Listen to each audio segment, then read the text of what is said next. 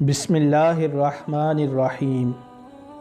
حضرت سیدنا حارث محاسبی رحمۃ اللہ علیہ اگر کسی مشتبہ چیز کھانے کی طرف ہاتھ بڑھاتے تو آپ کی انگلیوں کی رگیں کھنچ جاتی تھیں اور آپ وہ لقمہ نہ اٹھا سکتے تھے۔ آپ سمجھ جاتے تھے کہ یہ مشتبہ چیز ہے اور ترک کر دیتے۔ ایک دفعہ کا ذکر ہے، حضرت جنید بغدادی رحمۃ اللہ علیہ فرماتے ہیں کہ ایک دن حضرت حارث محاسبی رحمۃ اللہ علیہ میرے ہاں تشریف لائے۔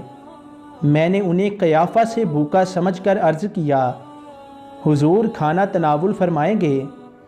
آپ نے فرمایا لے آؤ۔ چنانچہ میں کھانا لینے کے لیے گیا۔ رات کو کسی کے ہاں سے کچھ آیا تھا، وہ لا کر آپ کے سامنے رکھ دیا، لیکن کھاتے وقت آپ کے ہاتھ نے مطابعت نہ کی۔ پھر آپ اٹھ کر چلے گئے۔ حضرت جنید بغدادی رحمۃ اللہ علیہ نے آپ سے پوچھا تو فرمایا کہ میں بھوکا تھا لیکن میں نہ کھا سکا کیونکہ وہ کھانا مشتبہ تھا، یعنی نامعلوم تھا کہ وہ کہاں سے آیا تھا۔